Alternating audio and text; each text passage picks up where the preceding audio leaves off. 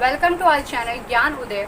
और आज का जो हमारा टॉपिक है वो ग्रेजुएशन का, सेकेंड ईयर ग्रेजुएशन का 5th चैप्टर, दूसरा विश्व युद्ध। हमने पहले वाले प्रीवियस वीडियोस में फर्स्ट वर्ल्ड वॉर पढ़ ली थी। इसके अलावा हिटलर्स का भी पढ़ लिया था, साथ में ये भी पढ़ लिया था कि मुसोलिनी ने क्या किया था, नाजीवाद और फांसीवाद कहाँ से शुरू हुए, कहाँ पे उसका विस्तार हुआ, किस तरीके से उन्होंने विश्व युद्ध को एक नई जगह दी। इसके अलावा हम राष्ट्रीय संधि पढ़ चुके थे।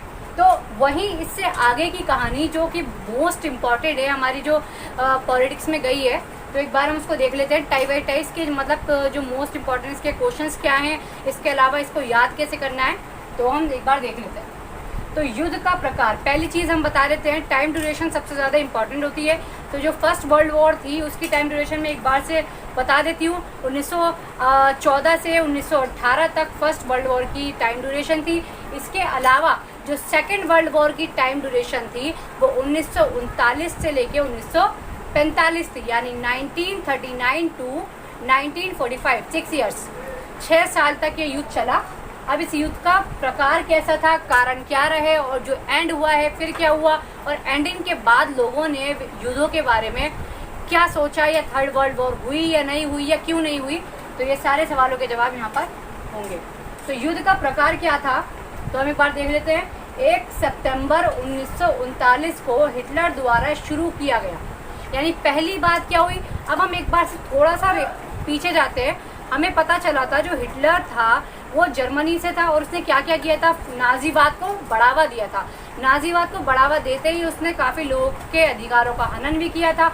और जहाँ सरकार से जनता बगावत करती है तो वहाँ युद्ध, तो वहाँ आंदोलन होते हैं, लेकिन जब एक दूसरे के देश एक दूसरे पे हमले करते हैं तो वहाँ युद्ध शुरू हो जाता है। जो युद्ध अगर ज़्यादा बड़ी प्रकृति पर आ जाए तो वो विश्व युद्ध भी होता है। तो भाई हिटलर ने ये युद्ध शुरू किया। 1 सितंबर 1939 को हिटलर द्वारा ये युद्ध शुरू किया गया, क्योंकि इसका मेन कैरेक्टर कौन था, हिटलर था। और जो हिटलर के बाद एक काफ़ी अच्छा नाम, वो भी पुराने वाली वीडियोस में बता चुकी हूँ, मुसोलिनी, जो कि इटली से था। तो भाई हिटलर द्वारा ये युद्ध शुरू किया गया। अब युद्ध के जो महानायक थे, यानी कि युद्ध में किन किन देशों ने लड़ाई लड़ी है, कौन से देश एक दूसरे के समर्थक देश थे और कौन से अगेंस्ट वाले देश थे, ये महानायक कौन थे इस युद्ध के। हालांकि पूरा विश्व इस युद्ध में संलग्न था, कि मतलब थोड़े थोड़े जिसके साथ संधियाँ हुई भी थी वो एक दूसरे की हेल्प कर रहे थे। तो लगभग पूरा विश्व इस युद्ध में संलग्न था। लेकिन जो मोस्ट इसके हीरो थे, महानायक थे, उन देशों के एक बार हम नाम देख लेते हैं। पहला ग्रेट ब्रिटेन, जो इंग्लैंड था। दूसरा फ्रांस के, तीसरा सोवियत संघ, जो कि आज का रशिया है। अच्छा, सोवियत संघ जो था वो 1941 में इस युद्ध में आया था। इसके अलावा संयुक्त राज्य अमेरिका भी 1941 में युद्ध में आया था, और चीन भी। तो यहाँ 5 ऐसे देश थे जो मित्र राष्ट्रों के नाम से जाने जाते हैं, यानी कि वो देश जिन्होंने बुराई के खिलाफ सच का साथ दिया। तो ये 5 देश कौन से थे, जैसे remember, great Britain, France, Soviet संघ, संयुक्त राज्य अमेरिका और चीन। ये 5 जो थे मित्र राष्ट्र थे, जिनको इंग्लिश में एलिड पावर्स बोला जाता है। दूसरा, जो अगेंस्ट वाले राज्य थे, जो कि जिनके खिलाफ युद्ध लड़ा जा रहा था, तो वो कौन कौन से थे, जर्मनी, जापान एंड इटली। इनको एक्सिस पावर्स बोला जाता है इंग्लिश में, और हिंदी में अक्ष राज्य भी बोला जाता है। तो ये वह देश थे। तो ये जो कुल मिला के 8 महानायक इस युद्ध में थे, और जिनमें से 5 हमारे मित्र राष्ट्र थे और बाकी 3 हमारे अक्ष राज्य थे। इसके अलावा ये नहीं था कि सिर्फ 8 देशों में ही ये युद्ध लड़ा जा रहा था। सबकी जो मैप पे लोकेशन अगर देखी जाए तो सब बिल्कुल अलग हैं। ग्रेट ब्रिटेन, फ्रांस, ये पश्चिम की तरफ आ जाते हैं, संयुक्त राज्य अमेरिका भी पश्चिम की तरफ आ जाता है। इसके अलावा सोवियत संघ और चीन, ये हमारे पूर्व की तरफ आ जाते हैं। जर्मनी ये पश्चिम का है, जापान पूर्व का है, और इटली भी पश्चिम का है। तो यानी एक तरह से पूरा जो हमारा नॉर्थ एंड साउथ, या समझ लीजिए वेस्ट एंड ईस्ट का पूरा एरिया हमारा इसमें घिरा हुआ था। इसके अलावा छोटे छोटे देश, चाहे वो अफ्रीका के हों, यूरोप के हों, या फिर लैटिन अमेरिका के हों, सब के सब इसके अंदर ऐड होते जा रहे थे धीरे धीरे करके, डे बाय डे। सबकी अपनी अपनी जो मतलब संधियाँ थी, या फिर एक दूसरे से जो अविश्वास था वो उभरता जा रहा था, और पूरा विश्व इस युद्ध में संलग्न हो चुका था। वहीं आगे की बात, हिटलर द्वारा मुसोलिनी ने चेकोस्लोवाकिया को पूर्ण हड़प लिया। यानी एक और कारण इसके अंदर क्या था कि भाई इस युद्ध की शुरुआत हिटलर द्वारा ही क्यों हुई। हमें ये वाली बात ऑलरेडी पता है कि हिटलर चाहता था कि पूरे विश्व में जर्मनी सबसे ज़्यादा सर्वशक्तिमान बने। तो जर्मनी को सर्वशक्तिमान बनाने के लिए हिटलर ने क्या किया था, जर्मनी के जस्ट जो करीब वाले देश थे उनको हड़पा था। तो उसमें वहीं हड़पने में क्या किया कि उसने पहले चेकोस्लोवाकिया को थोड़ा सा अपनी अंडर में लिया, फिर थोड़ा और लिया, फिर थोड़ा और लिया, ऐसे करके उसने पूरा चेकोस्लोवाकिया अपने अंदर ले लिया और बाकी के कई राज्य भी अपने अंदर ले लिए थे। तो वहाँ के जो लोग थे उनमें असंतोष पनप चुका था और ये असंतोष बहुत ही ज़्यादा गंभीर सिद्ध हुआ। तो वहीं ये भी एक युद्ध का कारण था कि जो युद्ध एक गलत राह पे चल चुका था। तो हिटलर के द्वारा अपनाई गई नीति जो कि लोगों के लिए काफ़ी ज़्यादा भयावह साबित हुई और उसी नीति के खिलाफ ये युद्ध लड़ा गया। आगे हम देख लेते हैं कि इसके कारण क्या क्या रहे, कि ऐसी कौन कौन सी बातें थी जिन्होंने इस युद्ध को और बाकी सभी देशों को युद्ध में कूदने के लिए मजबूर किया। तो पहला, वारसाई की संधि। 1919 में जब फर्स्ट वर्ल्ड वॉर खत्म हुई थी और जर्मनी पर बहुत सारे देशों की क्षतिपूर्ति के लिए बहुत सारा जो राशि थी वो थोप दी गई थी कि जर्मनी को वो सारी राशि जो है निपटानी है। तो वारसाई की संधि भी इसका एक बहुत बड़ा कारण बनी कि जर्मनी पर इतने सारे कर्जे डाल दिए गए थे कि उसको अपनी अर्थव्यवस्था का बहुत बड़ा भाग उन कर्जों को निपटाने में देना पड़ रहा था। तो वहीं एक जर्मनी में ऑलरेडी असंतोष बहुत सारा था, फिर हिटलर का उदय हो चुका था, हिटलर की नीतियाँ, तो इन सब ने भी युद्ध को एक नया रूप दिया और युद्ध को होने के लिए एक वजह दी कि वारसाई की संधि जो थी ये बहुत ही ज़्यादा जर्मनी के लिए काफ़ी खतरनाक संधि साबित हुई, जिसे लादी हुई संधि भी कहा जाता है, यानी थोपी हुई संधि। आगे नेक्स्ट, राष्ट्र संघ की विफलता। प्रीवियस वीडियो में राष्ट्र संघ बताया था कि विश्व युद्ध को रोकने के लिए एक ऑर्गेनाइजेशन बनाया गया जिसे राष्ट्र संघ का नाम दिया गया। स्टार्टिंग में 32 देश इस राष्ट्र संघ में ऐड थे। तो वहीं इस राष्ट्र संघ में 32 देश जब ऐड हुए, बाद में 60 हो गए थे, फिर कुछ निकल गए, कुछ ऐड हुए। तो राष्ट्र संघ ने काफ़ी मुद्दों पे काम किया, लेकिन बहुत सारे ऐसे मुद्दे थे जिन्हें वो रोक नहीं पाया। शायद राष्ट्र संघ इतना ज़्यादा प्रभावी साबित नहीं हो पाया जितना उसे युद्ध रोकने के लिए होना चाहिए था। तो राष्ट्र संघ की विफलता भी इस युद्ध का एक कारण बनी कि जो मसले थे, जो मुद्दे थे जिन्हें बातचीत से शायद सुधारा जा सकता था, वो सुधार में नहीं आए क्योंकि राष्ट्र संघ इतना ज़्यादा प्रभावी साबित नहीं हुआ। इसके अलावा तीसरा, निरस्त्रीकरण की विफलता।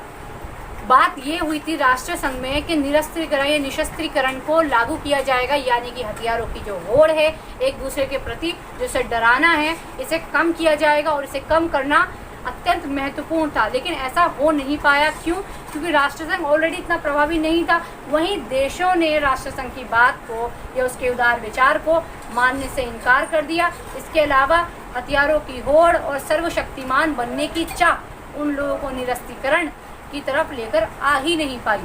तो निरस्त्रीकरण हो नहीं पाया और फिर देशों ने अपने आप को सर्वशक्तिमान बताना शुरू किया और सर्वशक्तिमान बनने की ये जो चाह थी, इसने निरस्त्रीकरण को या निशस्त्रीकरण को प्रभावी रूप से लागू नहीं होने दिया। और यही इसका एक बहुत बड़ा रीज़न भी रहा कि युद्ध में जब कूदने की बात आई तो सभी देशों ने ये सोचा कि हम काफ़ी ज़्यादा ताकतवर हैं तो हम जीत जाएंगे, और अपने आप को ज़्यादा ताकतवर बनाने की ये जो सोच थी, उसी सोच ने युद्ध को भी एक दिशा दी। इसके अलावा सैद्धांतिक कारण, ये कारण शायद सबसे ज़्यादा इम्पॉर्टेंट था। सैद्धांतिक कारण का मतलब था वह सिद्धांत जो एक सरकार को चलाने के लिए कामगार साबित होता है। पहली चीज़ कि लोकतंत्र और साम्यवाद, ये दो एक अलग विचारधारा हैं, जो विश्व की एक ऐसी विचारधारा है कि जिसमें लोग अपनी सोच और अपनी मानसिकता को पूर्ण रूप से अलग कर लेते हैं। वही हमें एक और तथ्य पता है कि लोकतंत्र में सब लोग समान होते हैं, सबके अधिकारों का ध्यान रखा जाता है, लोगों की जो गरिमा है उसका भी ध्यान रखा जाता है। इसके अलावा लोकतंत्र में और भी ऐसे बहुत सारे उदार विचार हैं जो लोगों के विकास के लिए, उनके मानसिक और आर्थिक विकास के लिए महत्वपूर्ण है। तो लोग, जो इंसान लोकतंत्र में जीता है वो लोकतंत्र का ही हिमायती बन जाता है। उसी प्रकार साम्यवाद इसके बिल्कुल विपरीत है। साम्यवाद में निरंकुशता की झलक हमें दिखाई देती है। इसके अलावा साम्यवाद लोगों को वो आज़ादी, वो गरिमा, वो विश्वास, वो चीज़ें पैदा कर ही नहीं पाता जो लोकतंत्र के अंदर होती हैं। तो ये जो दो विचारधाराएं थी उस वक्त की, कि साम्यवाद अलग, लोगों में असंतोष अलग, और लोकतंत्र की जो उदार नीति थी वो अलग, उन लोगों में अलग मानसिक इच्छा और उनका आत्मविश्वास, उनकी महत्वाकांक्षाएं, वो चीज़ें अलग। तो इन दो विचारधाराओं में भी ये हम बात कर सकते हैं कि ये विचारधाराएं भी, ये सिद्धांत भी बहुत ज़्यादा कारगर साबित हो रहा था इस युद्ध को बढ़ाने में। इसके अलावा राष्ट्रीय अल्पसंख्यक का असंतोष, ये भी एक बहुत बड़ा मुद्दा था। जिस तरह हमें मालूम है कि जर्मनी में हिटलर ने कहा कि वो अपने उन सारे जितने भी जर्मन मूल के देश हैं, जहाँ पर जर्मन मूल के लोग ज़्यादा हैं, अधिक हैं, तो उन सभी देशों को वो जर्मनी में अपने साथ ऐड करना चाहता था। बट ऐसा क्या हुआ कि वो ऐड नहीं कर पाया, या फिर उसने किया तो जो बाकी के अल्पसंख्यक लोग उन राज्यों में रह रहे थे, उनकी अल्पसंख्यकता, उनकी जो विचार थे, उनका इतना अच्छे से ख्याल नहीं रखा जा रहा था। इस पूरे युद्ध में, इस पूरे टाइम ड्यूरेशन में जो अल्पसंख्यक थे, उनके अधिकारों का सबसे ज़्यादा हनन हुआ, और उनके अधिकारों का हनन होना ये सबसे ज़्यादा बड़ी प्रॉब्लम भी थी कि जो अल्पसंख्यक थे उनमें काफ़ी असंतोष था कि वो लोग चाहते थे कि उनको भी वो गरिमा दी जाए जिसके वो हकदार हैं, बट ऐसा नहीं हो रहा था। क्यों? क्योंकि जो यहाँ पर मेजॉरिटी थी, जो प्रभावी मुद्दा था, वो एक श्रेष्ठता के पर आ गया था। तो वो श्रेष्ठता जो थी, बाकी सब लोगों की श्रेष्ठताओं को नीचा दिखाने में कारगर साबित हो रही थी। तो जो अल्पसंख्यक थे उनके अधिकारों का काफ़ी हनन हुआ। इसके अलावा यहाँ पर ये जो कुछ मेन मुद्दे थे जो विश्व युद्ध को आगे बढ़ाने में इन्होंने काफ़ी काम किया। इसके अलावा जब ये युद्ध, इस युद्ध के चरण हैं वो काफ़ी ज़्यादा लॉन्ग टर्म चरण है, मैं शॉर्ट में बता देती हूँ, उसको अलग से मैं बता दूंगी क्योंकि उसके चरण पर काफ़ी ज़्यादा मोस्ट इम्पॉर्टेंट क्वेश्चन आता है कि विश्व युद्ध के दूसरे विश्व युद्ध के चरण बताइए। इसके तकरीबन 5 चरण हैं, तो मैं थोड़ा सा शॉर्ट में बता देती हूँ। पहले, दूसरे और तीसरे चरण में, जो कि 1939 से लेकर 1942 तक रहा है, इन चरण में जो अक्षय देश थे, यानी जो दुश्मन देश थे, उन देशों में काफ़ी प्रभावी, मतलब जीत हासिल हुई उन्हें, और मतलब काफ़ी ज़्यादा प्रभावी मुद्दे वो अपने दिखा रहे थे कि पहले चरण में जर्मनी ने काफ़ी ज़्यादा चीज़ों पे को हड़पा, काफ़ी आगे बढ़ा, दूसरे चरण में भी आगे बढ़ा, तीसरे चरण में भी बाकी जितनी भी एलिड पावर्स थी, एक्सिस पावर्स थी, वो काफ़ी ज़्यादा प्रभावी रूप से काम कर रही थी। लेकिन चौथे और 5वें चरण में एलिड पावर्स यानी मित्र राष्ट्र ने अपनी कमान पकड़ ली और उन दोनों देशों को हराने में, उन देशों को हराने में काफ़ी कारगर साबित हुए। इसके अलावा दूसरे विश्व युद्ध से जुड़ी बहुत सारी कहानियां हैं, जिसे खूनी विश्व युद्ध भी बोला जा सकता है। लोगों का जो आम लोग थे उनके साथ काफ़ी ज़्यादा बुरा हुआ था। डेफिनेटली जब भी कोई विश्व युद्ध होता है, या आज तक 2 ही हुए हैं, तो उन विश्व युद्ध में या किसी भी आम लड़ाई में हमेशा वही लोग ज़्यादा मारे जाते हैं जो मासूम होते हैं या जिनका कसूर नहीं होता। वहीं यहाँ पर भी था। लेकिन विश्व युद्ध, दूसरे विश्व युद्ध से जुड़ी सबसे ज़्यादा फेमस जो स्टोरी है, जो कहानी है, जो सच्चाई है, वो जापान की हिरोशिमा और नागासाकी की कहानी है कि इसके अंदर क्या हुआ था। तो भाई इस कहानी पर थोड़ा सा मैं बता देती हूँ। संयुक्त राज्य अमेरिका ने 6 अगस्त 1945 को, यानी 5वें चरण में, विश्व युद्ध के 5वें चरण में 6 अगस्त 1945 को जापान के हिरोशिमा शहर पर बॉम्बिंग कर दी थी, बॉम्ब ब्लास्ट करवा दिया था। इसके बाद कुछ लोगों को इस चीज़ में कंफ्यूजन है कि हिरोशिमा और नागासाकी पे एक साथ बॉम्बिंग की गई थी, बट ऐसा नहीं था। 6 अगस्त 1945 को संयुक्त राज्य अमेरिका ने हिरोशिमा पर बॉम्बिंग की और 9 अगस्त 1945 को नागासाकी पे बॉम्बिंग की गई। इसके अलावा 10 अगस्त को जापान ने आत्मसमर्पण कर दिया था और कुछ ऐसी संधियां इस बॉम्बिंग से पहले बनाई गई थी, जो जुलाई के महीने में बनाई गई थी। 26 जुलाई के टाइम पर इसको बनाई गई थी। कुछ ऐसी बातें जिन्हें मानने के लिए बोला गया कि भाई जापान उन बातों को माने और उनको, या फिर जितने भी ये हमारी एक्सिस पावर्स हैं उनको माने और विश्व युद्ध को रोक दे, पर जापान ने नहीं माना था। देन 10 अगस्त यानी कि 6 अगस्त हिरोशिमा, 9 अगस्त नागासाकी पर बॉम्बिंग होने के बाद काफ़ी लोगों पर इसका प्रभाव पड़ा, लोग मारे गए, जगह बंजर हो चुकी है, उसका असर देखा जाता है अब भी। इसके अलावा 10 अगस्त को जापान ने आत्मसमर्पण कर दिया था और 14 अगस्त को उन संधियों को मान लिया था जिन संधियों की बात जुलाई के महीने में की गई थी। इस तरह से जापान ने आत्मसमर्पण किया था। इसके अलावा एक बात और भी बोली जाती है जो काफ़ी फेमस है कि क्योंकि इस चैप्टर के जस्ट नेक्स्ट चैप्टर में शीत युद्ध की बात की गई है, तो मैं ये बता देती हूँ कि ये भी बोला जाता है कि अमेरिका को ये बात पहले से मालूम थी कि जापान आत्मसमर्पण करने वाला है, लेकिन उसके बावजूद भी अमेरिका ने हिरोशिमा और नागासाकी पर बॉम्बिंग की। तो ये एक सवाल आता है क्यों? तो इसका एग्जैक्ट जवाब तो शायद मुश्किल है, लेकिन फिर भी जो अंदाज़ा लगाया जाता है, जो थोड़ा सा इसका हिंट मिलता है, वो ये मिलता है कि अमेरिका ये चाहता था कि विश्व ये समझ ले कि अब वो सबसे बड़ी ताकत विश्व की बन गया है। वहीं इन पूरे विश्व युद्ध के टाइम पर जो एक सबसे ज़्यादा इम्पोर्टेंट बात थी, जो भी नेक्स्ट चैप्टर की तरफ हमें इशारा दिलाती है, तो वो बात ये थी कि यही अमेरिका, संयुक्त राज्य अमेरिका और सोवियत संघ, जो आज का रशिया है, सोवियत संघ एक दूसरे के रूबरू हुए और एक दूसरे की इस बात से वो जाने।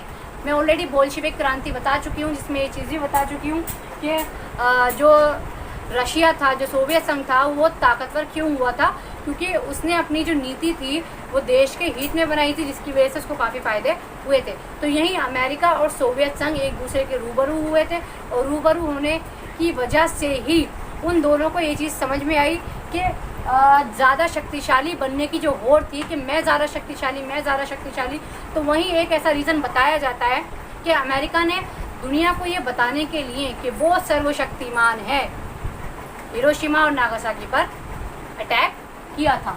इसके अलावा इस युद्ध का पर विराम लग चुका था, युद्ध अब ख़त्म होने की कगार पे था, क्योंकि डेफिनेटली हिटलर ने और उसके साथियों ने अपने आप को गोली मार ली थी और इस युद्ध की दी एंड होने को तैयार था और युद्ध धीरे धीरे करके समाप्त हो गया। लेकिन जितने भी देश थे, जैसे कि ब्रिटेन हो गया, फ्रांस हो गया, ये देश काफ़ी ज़्यादा बुरी हालत में थे, काफ़ी ज़्यादा इनकी बहुत ज़्यादा बुरी हालत हो चुकी थी, जो कि बाद में 1948 की मार्शल योजना के द्वारा इनको काफ़ी राहत दी गई थी अमेरिका द्वारा।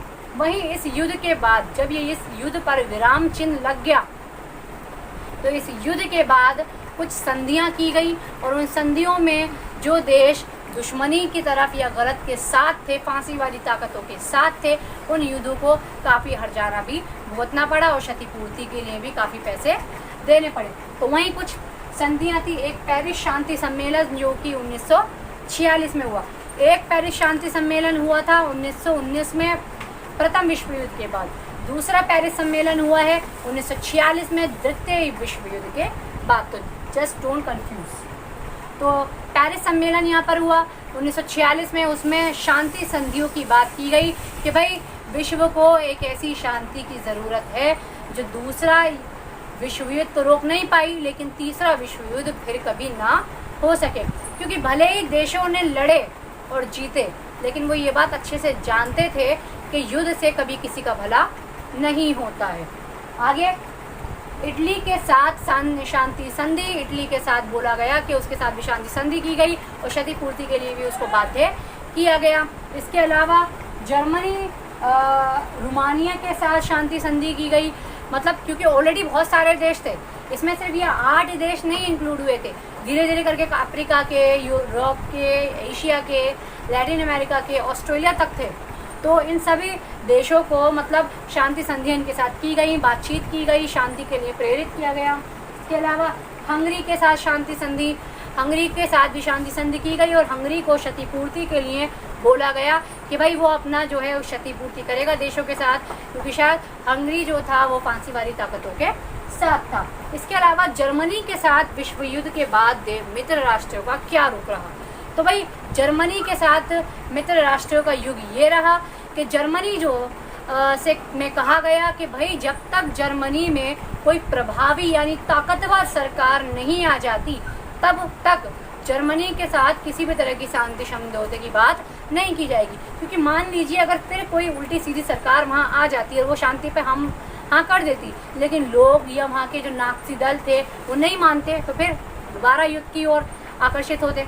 इसीलिए जर्मनी में ये बोला गया कि भाई जब तक कोई प्रभावी सरकार नहीं आ जाती शांति की बात वहाँ पर इतनी नहीं की जा सकती। इसके अलावा जो इस पूरे विश्व युद्ध के बाद की बात सोची गई तो वो थी शांति के विषय में एक चर्चा की गई।